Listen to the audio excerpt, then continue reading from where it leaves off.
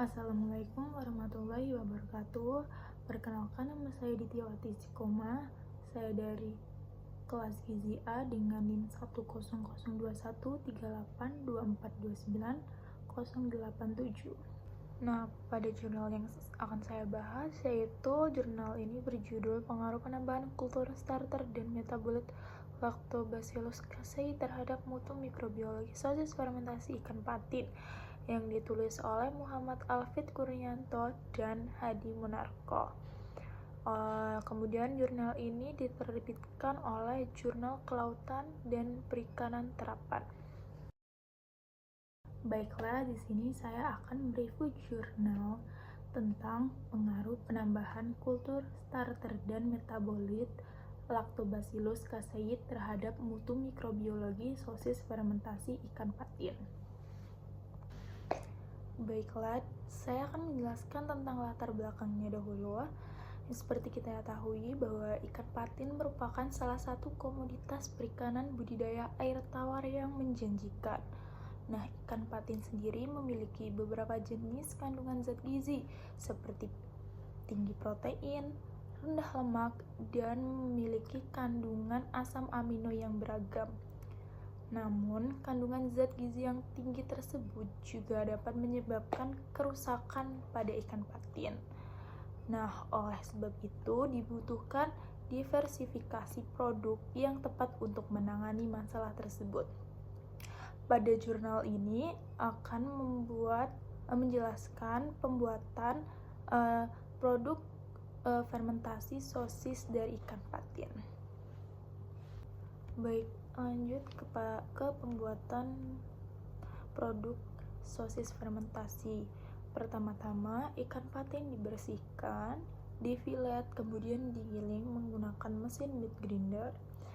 Setelah digiling, ikan yang digiling dicampurkan dengan bumbu seperti garam, gula, isolat protein, susu skim, dan bumbu rempah lain seperti lada, lengkuas, jahe, kayu manis, bawang putih bubuk, cengkeh, yang kemudian diaduk hingga homogen.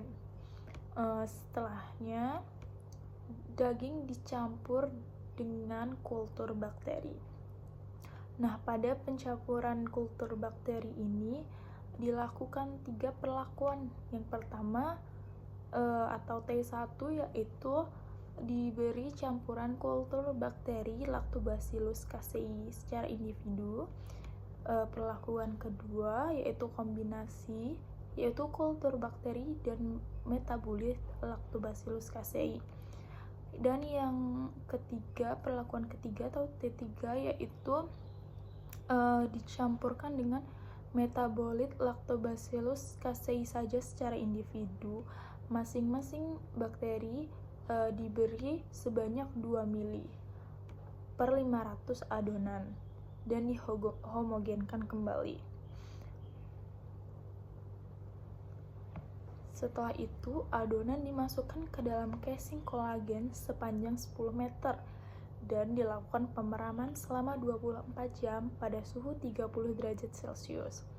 Setelah diperam selesai, adonan sosis fermentasi dilakukan pengasapan dingin dengan suhu sekitar 25-35 derajat Celcius selama 10 jam. Setelah dilakukan pematangan pada sosis, Setelahnya dilakukan pematangan pada sosis fermentasi selama 28 hari pada suhu ruang dengan pengambilan sampel analisis setiap 7 hari. Kemudian pada pembuatan sosis fermentasi ini ada jenis bakteri yang digunakan, yaitu bakteri utamanya yaitu Lactobacillus casei. Kemudian bakteri asam laktat tersebut menghasilkan metabolit seperti asam laktat, asam sitrat, asam asetat, serta enzim seperti asam nitrat, reduktase, katalase, lipotik, dan proteolitik yang berperan penting dalam penurunan pH serta pembentuk rasa, tekstur, dan aroma. Kemudian bakteri tersebut terjadi pemecahan, yaitu pada saat fermentasi memecah protein dan karbohidrat sehingga menghasilkan senyawa volatil yaitu asam ester, aldehida, keton, dan terpenoid. Yang kemudian senyawa-senyawa tersebut memberikan aroma dan cita rasa khas pada setiap perlakuan sosis. Kemudian pada sosis fermentasi tersebut dihasilkan organoleptik berdasarkan 3 perlakuan. Pada sosis perlakuan pertama yaitu sosis fermentasi dengan tambahan kultur bakteri Lactobacillus casei saja, yaitu menghasilkan bakteri asam laktat tumbuh dengan baik, pH turun stabil.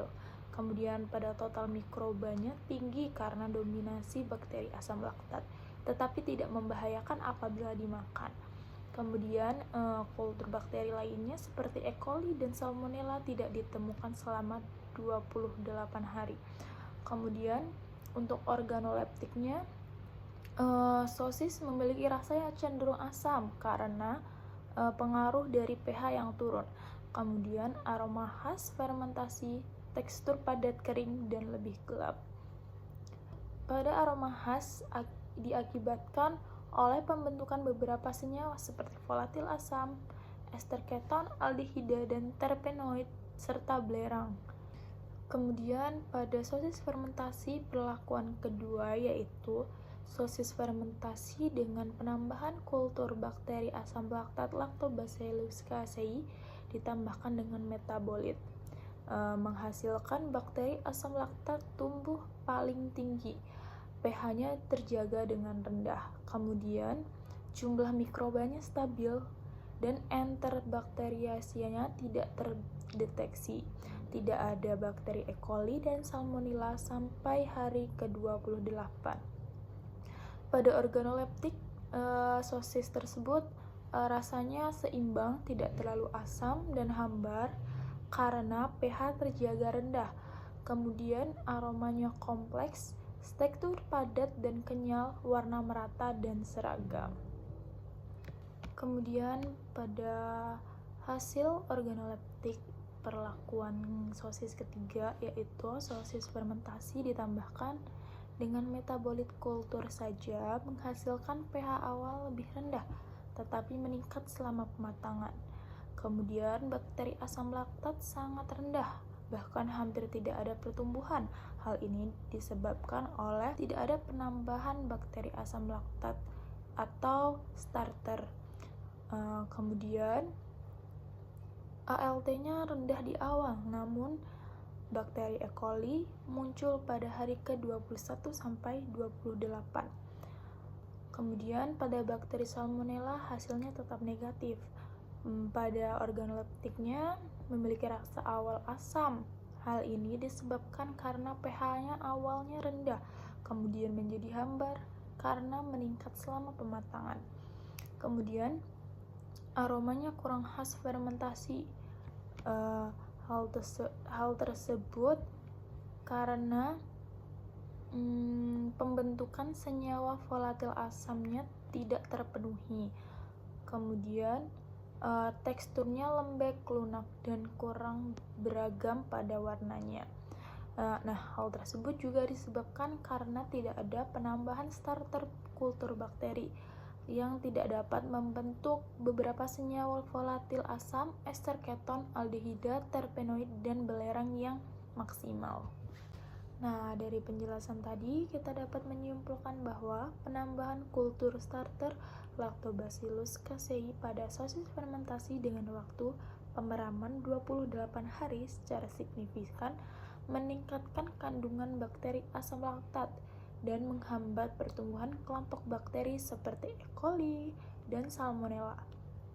Sebaliknya, penambahan metabolit saja tanpa kultur starter bakteri asam laktat tidak efektif dalam menghambat keberadaan E. coli dan Salmonella pada sosis fermentasi. Sementara itu, kombinasi dari starter dan metabolit untuk sosis fermentasi ikan patin menjadi perlakuan yang sangat baik karena selain dapat menghambat pertumbuhan E. coli dan Salmonella juga dapat mampu mengakumulasi bakteri asam laktat dengan baik. Sekian review jurnal dari saya. Semoga apa yang saya sampaikan dapat menambah pengetahuan. Terima kasih.